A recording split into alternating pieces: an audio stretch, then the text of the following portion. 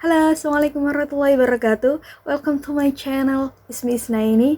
This is my first video, so I want to share pengalaman saya membangun sebuah brand hijab Rajabah. That's ini yang seperti yang saya pakai ini. Salah satu produknya. Ya, karena setiap kali saya ketemu sama teman-teman baru atau yang mulai usaha, bahkan yang sudah usahanya sudah maju, selalu bertanya, bagaimana sih awal ceritanya? Kok bisa bikin brand sendiri, bisa produksi sendiri, kayak apa ceritanya awalnya? Sebenarnya berawal dari hobi sih. Jadi waktu itu saya itu punya hobinya itu hobi koleksi hijab. Jadi biasanya itu saya kalau beli satu hijab, kalau modelnya udah saya suka, biasanya saya mau koleksi semua warna gitu. Kalau warnanya lebih dari 5, paling ya belinya 3-4 gitu, atau maksimal 5 lah. Kalau misal ada 10, enggak saya ambil 10 ya enggak. Tapi biasanya sih cuma warna-warna bestseller lah yang saya pilih, atau beberapa warna yang memang saya nggak punya warna itu gitu. Nah, berawal dari situ, kemudian punya keinginan someday saya pengen produksi hijab sendiri gitu. Biar apa? Biar bisa pakai sendiri tanpa harus membeli gitu kan. That's simple apa ya? Simple dream lah, simple wish lah kalau bisa dibilang gitu. Dan itu bisa jadi kenyataan waktu itu di awal-awal tahun 2016 kayaknya. Di awal-awal tahun 2016 saya nggak tahu gimana ceritanya itu. Waktu itu tiba-tiba saya tuh pengen produksi hijab. Dan akhirnya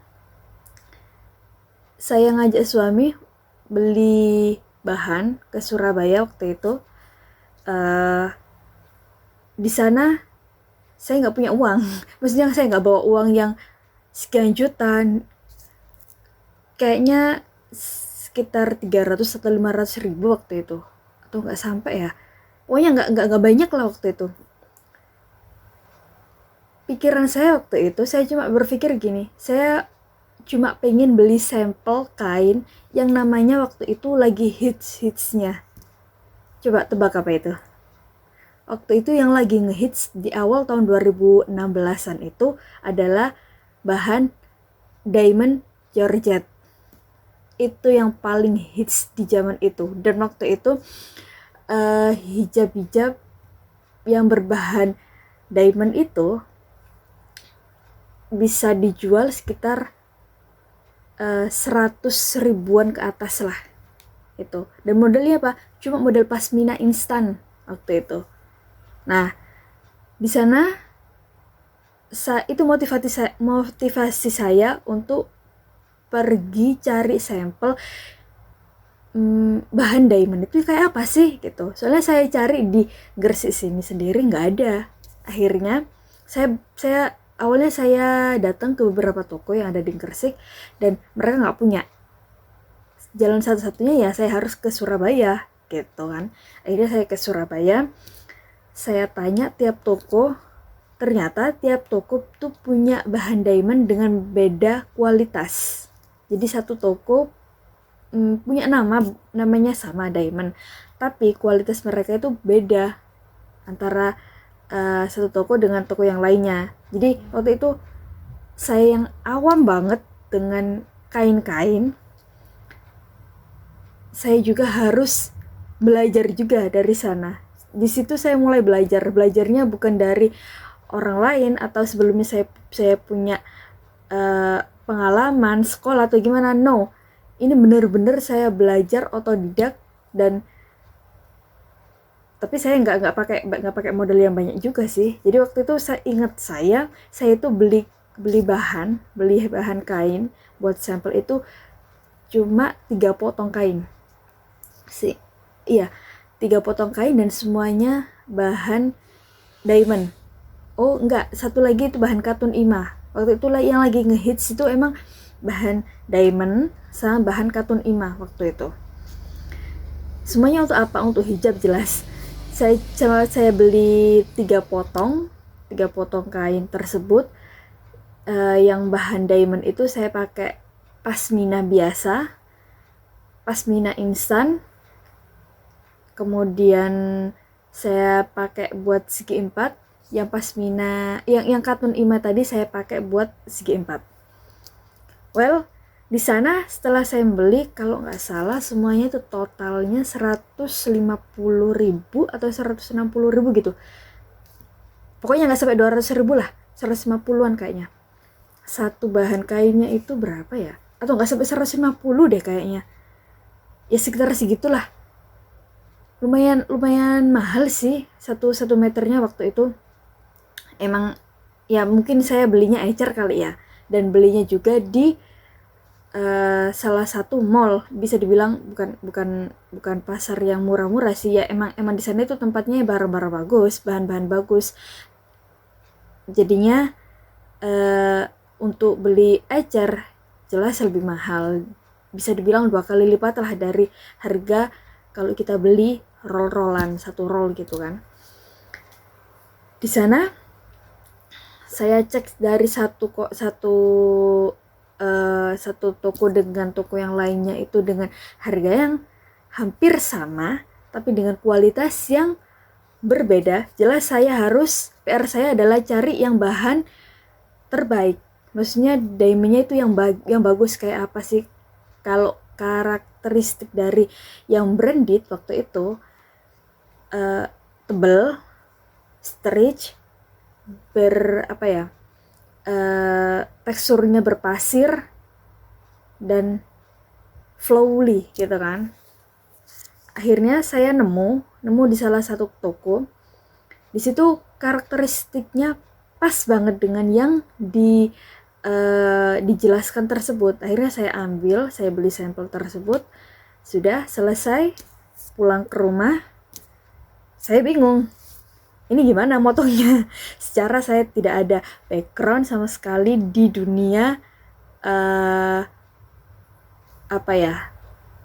jahit menjahit lah ibaratnya gitu. Dia mode itu saya nggak ada background sama sekali. Hanya memang dari kecil saya sering lihat ibu saya menjahit, cuma menjahit doang, bukan yang motong-motong gitu. Ya motong cuma sekali ya, paling dipakai sendiri bajunya gitu kan, bukan yang motong punya orang-orang kemudian dibayar gitu, enggak. Biasanya ibu saya cuma menjahit doang gitu kan. Terus ini gimana? Ada kain, terus di model kayak gimana? Saya nggak tahu, saya nggak bisa jahit juga. Akhirnya ya udahlah, pokoknya saya potong aja lah. Ilmu motongnya pun dengan ilmu otodidak. Saya nggak tahu. Akhirnya setelah itu sudah saya potong, saya coba belajar menjahit waktu itu. Tapi nyatanya lumayan bagus. Cuman impossible banget kalau saya harus yang berproduksi, maksudnya harus yang motong, kemudian saya juga yang harus menjahit, karena kualitasnya jelas jelek banget kalau saya yang jahit. Secara saya nggak bisa menjahit kan. Sampai akhirnya ada paman saya yang waktu itu datang, kebetulan saya lagi jahit, ditanyain lagi ngapain. Saya bilang saya lagi jahit kerudung, saya mau jualan kerudung. Beliau bilang, ya udahlah kesana aja ke Bibi gitu, suruh ke Bibi, suruh jahit Bibi aja gitu. Nanti ngobrol aja kesana maunya modelnya kayak apa. Kira saya kesana, saya suruh beliau jahit kayak gini loh mbak gitu. Jadi cuma dijahit pinggiran doang. Kemudian yang pasmina instan itu saya kasih fotonya kayak gini loh. Nggak tahu kayak gimana ini kalau di modelnya itu kayak gini. Jahitnya kayak apa saya nggak tahu. Akhirnya kita berdua ngakalin, oh berarti kayak gini. Ya udah jadi. Dan kalian tahu setelah selesai itu saya open PO.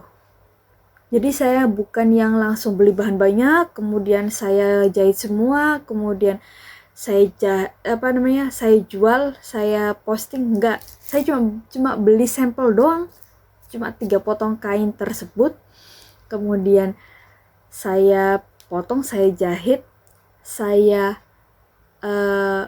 pakai sendiri dengan model saya sendiri, saya yang jadi model, saya difoto waktu itu.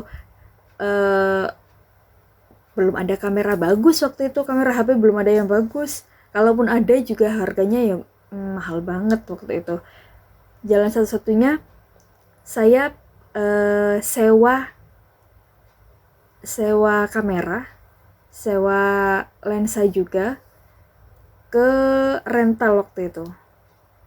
Dan ternyata proses membuat foto katalog itu nggak gampang banget guys. Sumpah.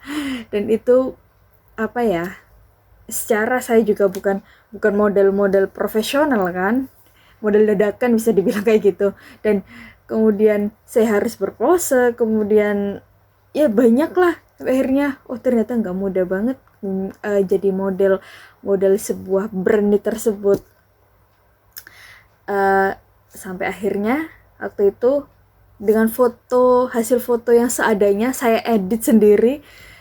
Yang tadinya nggak pakai make up sama sekali, saya edit dengan aplikasi yang bisa hasilnya ada make upnya. Antara pede gak pede, tapi kayaknya waktu itu saya pede banget deh. Saya posting, saya share, saya open PO di sana. Target saya waktu itu kayaknya closing 10 atau 20-an gitu. Itu udah bagus banget. Ternyata waktu saya open PO lebih dari target saya. Kemudian saya list lagi semua yang order. Tapi waktu di tokonya tersebut ya, pinternya saya waktu itu waktu di toko tersebut, saya foto semua bahan diamond tersebut. Saya bilang, Mas, saya mau foto stok bahan diamond ini ya, saya foto dulu.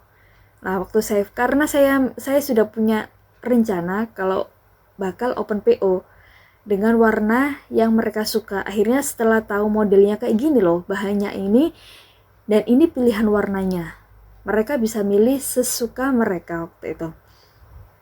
Warna apa aja terserah kalian semua mau, meskipun warnanya mirip-mirip.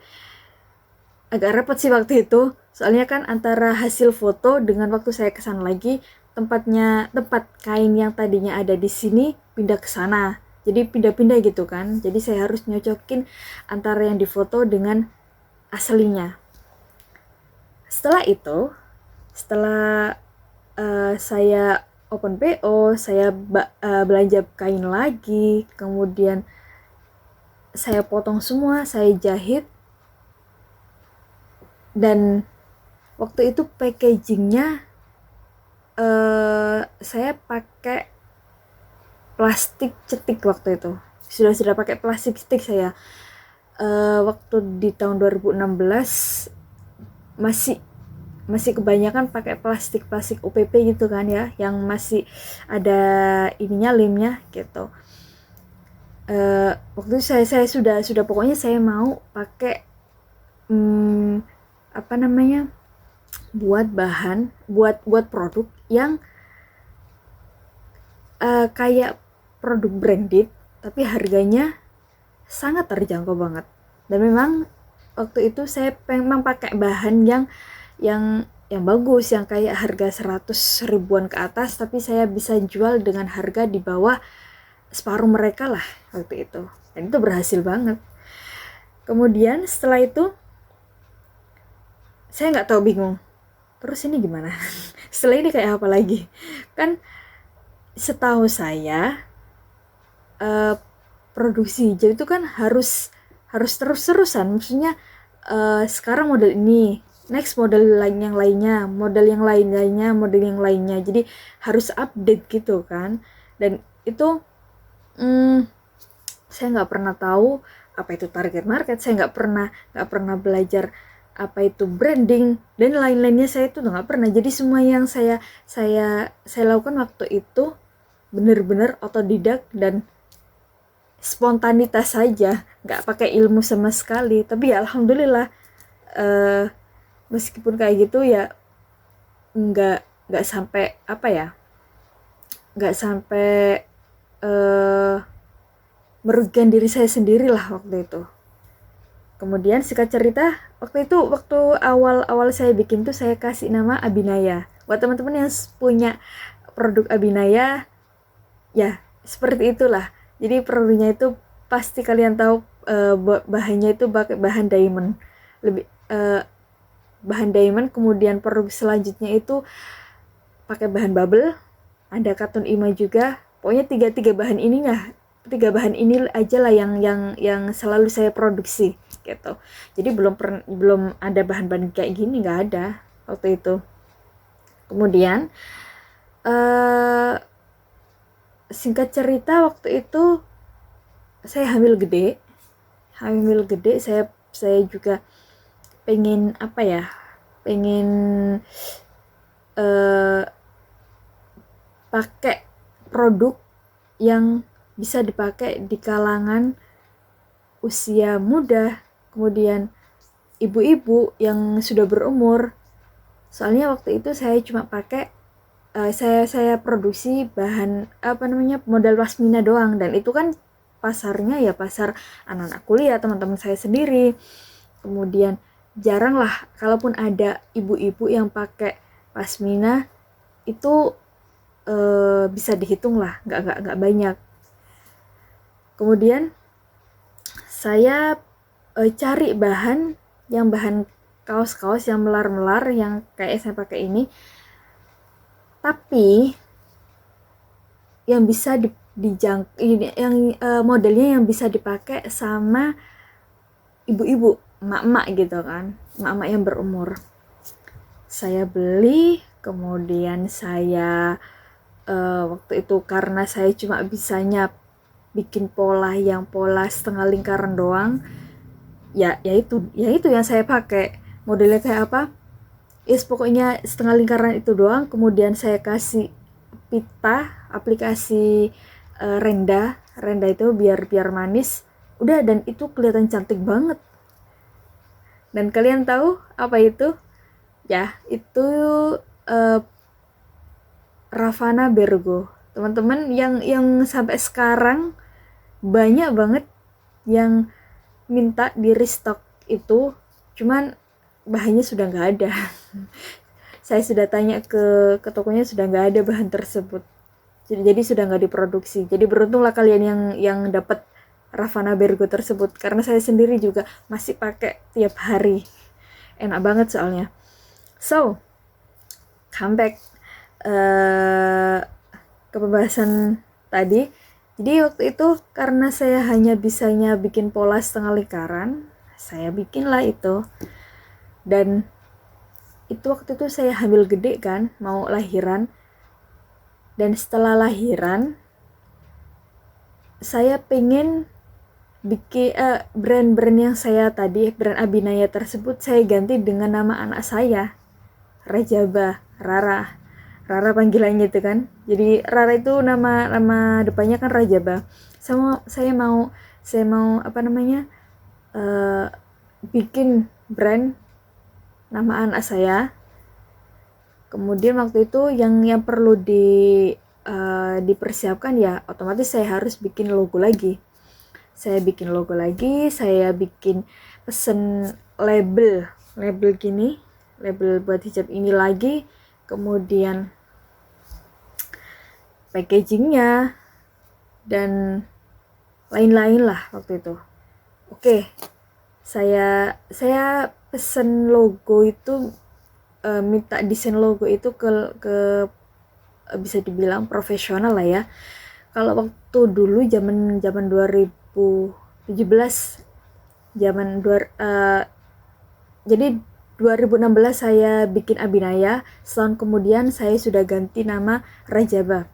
Nah, di sana saya pesen ke, sudah profesional sih sekarang, beliau kayaknya sudah jauh lebih banyak dapat klien-klien untuk desain logonya. Di sana saya apa namanya, pesen waktu itu kalau nggak salah desain logo Rajaba itu bayarnya 400.000 kayaknya. Kalau sekarang entah bisa di atas 500, antara di atas 500 sampai 1 juta atau bisa lebih dari 1 juta. Karena sudah profesional. Beda lagi kalau teman-teman minta bikin desainnya ke yang belum profesional. Karena mereka yang profesional biasanya lebih tahu, lebih detail meminta apa namanya, customernya, maksudnya kayak target marketnya menengah ke bawah, menengah atau menengah ke atas itu. Kemudian kompetitornya siapa aja, bisa apa namanya, waktu itu disuruh kirim beberapa kompetitor yang sebagai perbandingan lah waktu itu, dan jadilah logo Rajaba seperti ini yang sampai sekarang belum saya ganti, dan belum ada kepikiran buat ganti juga sih. Itu. Kemudian setelah itu, karena saya sudah punya produk sebelumnya, saya ganti ke Rajaba, dan saya dari awal Rajaba produksi saya sudah nggak pakai saya sendiri fotonya, maksudnya yang jadi model bukan saya sendiri. Saya sudah punya planning, nih Rajaba bener-bener harus long lasting lah, umurnya harus panjang, kalau bisa nggak pakai ganti-ganti lagi. Dan saya waktu itu sudah pakai profesional, jadi saya sudah pakai model profesional, kemudian semuanya sudah apa namanya, sudah bener-bener kayak brand bagus lah. Nah, di sana ketika saya launching, saya posting, seketika hari itu juga habis. Seneng dong, saya seneng banget waktu itu. Baru launching dan habis. Akhirnya saya punya kepikiran, gimana ya, terus ini selanjutnya kayak apa? Saya nggak tahu selanjutnya kayak apa. Akhirnya saya ngobrol sama suami, saya minta izin ke beliau untuk menjual semua perhiasan saya, perhiasan mas kawin saya, perhiasan tunangan saya, untuk dijual, dibuat modal. Karena waktu itu saya mikirnya saya nggak mau utang bank lah, nggak mau utang-utang ke orang-orang lah. Saya punya apa, yaitu saya pakai gitu. Beliau bilang oke, beliau meridhoi. Suami juga bilang kalau katanya mahar ketika kalau dipakai buat usaha itu barokah. Jadi saya jual semuanya waktu itu, dan dapat uang kalau nggak salah 9 atau hampir 10 juta lah. Berangkatlah saya ke toko kain, saya beli banyak kain, entah berapa banyak itu. Saya potong-potong, saya jahit semua, selesai. Laris banget lah. Laris, barangnya laris, duitnya juga laris. Duitnya nggak ada, habis juga. Dan setelah saya itu ternyata laba bersih yang saya dapat itu cuma 5.000 per piecesnya, tidak sebanding dengan tenaga yang sudah saya keluarkan waktu itu. Sampai akhirnya saya diem, apa yang harus saya lakukan setelah ini. Cukup lama sih antara jeda produksi pertama ke produksi kedua, ketiga, dan selanjutnya, karena memang sudah gak ada uang lagi, gak ada modalnya lagi. Ada sisa bahan, waktu itu saya pakai seadanya. Saya pakai model yang lain, saya foto pakai profesional lagi, kemudian saya jual. Ya, selalu kayak gitu. Jadi penjualannya tuh yang tadinya ke atas, jadi lep kayak gini. Jadi langsung ke bawah. Tapi it's okay, saya percaya kalau it's proses gitu kan, nggak ada yang instan, semuanya proses, tapi saya harus fight gitu. Jadi bukannya saya karena kehabisan modal tersebut kemudian saya ngedrop, ya ada sih, cuman nggak yang berlarut-larut. Saya harus tetap jalan, saya harus tetap berjalan. Jadi waktu itu saya tuh percaya kalau ketika saya jalan terus, saya akan nyampe di tujuan saya. Tapi kalau saya cuma diem doang, istirahatnya terlalu lama dan gak mau maju lagi, ya saya nggak bakal bisa sampai tujuan saya gitu. Jadi saya produksi lagi. Saya pakai uang bisa dibilang uang bulanan lah ya dari suami. Tapi saya sisihkan, saya pakai sebagian buat modal, kemudian sebagian buat kebutuhan. Terjual lumayan lah. Kemudian uangnya tadi saya kumpulin, saya tambahin lagi modalnya, saya beli lagi bahan dengan beda bahan, saya produksi. Yes, selalu seperti itu polanya itu. Jadi belum yang sampai produksi ratusan, jangankan ratusan, kayaknya 50 pieces aja nggak sampai waktu itu kayaknya. Dan terjualnya pun antara modal dengan yang laku itu nggak balik modal itu. Kemudian setelah itu, karena saya tetap yakin kalau ketika saya terus jalan, saya akan dapat saya akan sampai ke tujuan saya. Saya jalan terus, saya produksi terus, saya olah, saya selalu lihat update model yang sekarang itu kayak apa gitu. Kemudian saya modif sedikit dengan ide saya, sampai akhirnya ada di titik tahun 2000 berapa ya, 18 ya kalau nggak salah, 2008, akhir 2018 apa 2019 gitu. Nah, di sana saya untuk pertama kalinya Rajaba bisa produksi kurang lebih hampir 1000 pieces. Itu dengan 4 atau 5 kali produksi kalau nggak salah. Produk apa itu? Produk hijab Almira. Teman-teman yang sudah punya pasti tahu lah waktu itu gimana larisnya, karena memang bahannya beda banget dari bahan-bahan lainnya. Jadi bahannya itu dari bahan metallic glitter, jadi nggak ada kayaknya, saya juga belum pernah nemu bahan hijab yang ada bukan manik sih, mengkilapnya, cuman mengkilapnya itu nggak norak. Kalau dipakai itu nggak norak, mewah, malah terkesan mewah banget. Nah, itu untuk pertama kalinya saya produksi, Rajaba produksi total hampir 1000 pieces waktu itu. Tapi dengan beberapa kali produksi, nggak langsung spread 1000, enggak, dengan beberapa kali.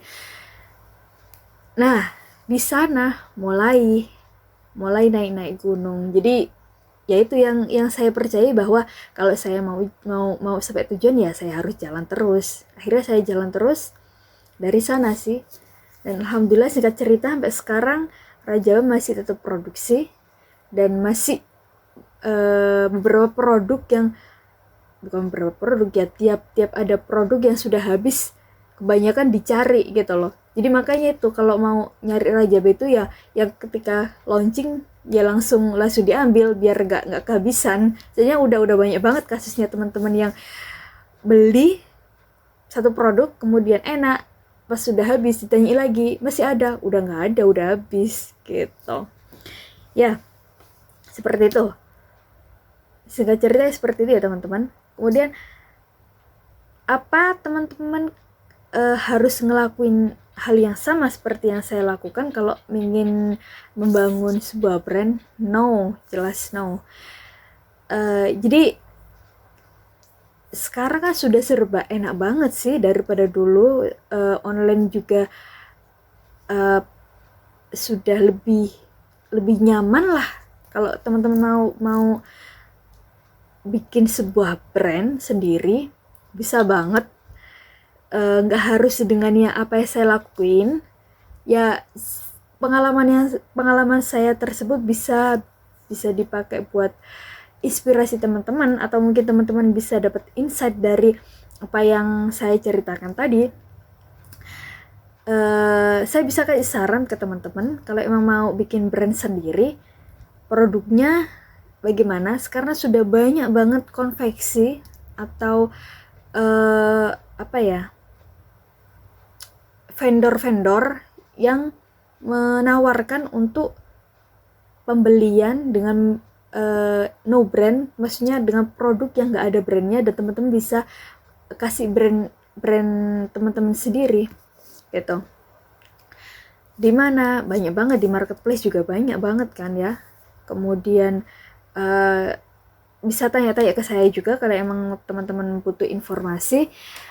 Dan yang perlu dibutuhkan selain produk teman-teman juga kayak logo, desain logo, kemudian label, kemudian apa lagi ya? Ya foto katalog lah itu, terus packaging, apa lagi ya? Itu penting promosi sih. Jadi teman-teman kalau emang mau berniat bikin brand sendiri, saran saya jangan pakai modal yang terlalu banyak untuk di awal. Jadi kalau bisa sih yang minim banget modalnya. Kalau no modal kayaknya nggak mungkin deh, karena teman-teman juga harus butuh kuota internet kan ya, buat nge-share, buat promosi gitu. Itu teman-teman. Terus apa lagi ya? Tapi nggak semudah itu sih teman-teman. Yang perlu teman-teman ketahui kalau ketika saya sendiri sudah membuat brand, sudah produksi barang hijab itu, di perjalanannya ternyata nggak semudah yang dibayangkan, nggak sesimpel yang diinginkan gitu. Banyak banget pelajarannya, banyak banget apa ya, yang harus saya pelajari juga gitu. Tapi ya seiring dengan berjalannya waktu, saya dipertemukan dengan orang-orang yang memang saya apa ya, ibaratnya yang saya butuhkan waktu itu. Bukan waktu ya, sampai sekarang juga gitu. Jadi tadinya saya butuh, misal gini, saya butuh bahan yang lagi happening saat ini. Dah, biasanya saya akan ditemukan sama orang yang sama-sama produsen yang punya bahan yang saya pengen tersebut. Akhirnya kita tukar informasi, saya beli dan saya produksi, saya bikin hijab, kemudian saya jual,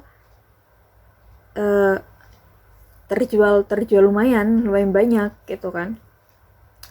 Dan selama produksi Rajaba ini paling banyak itu yaitu tadi produksi hijab Almira.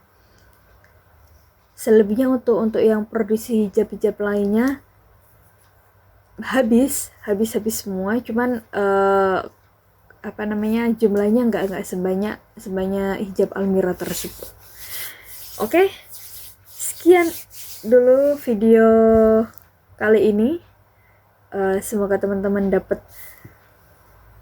insight, dapat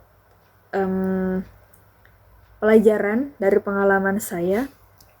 Next kita akan ngobrol-ngobrol lagi dengan tema-tema yang baru, dengan tema-tema selanjutnya, entah dari pengalaman saya ataupun nanti saya akan minta teman-teman saya yang sudah berkecimpung di dunia jualan, terutama jualan online, biar teman-teman juga bisa mendapatkan insight, inspirasi juga di bisnis teman-teman. Oke? Sekian, Assalamualaikum warahmatullahi wabarakatuh.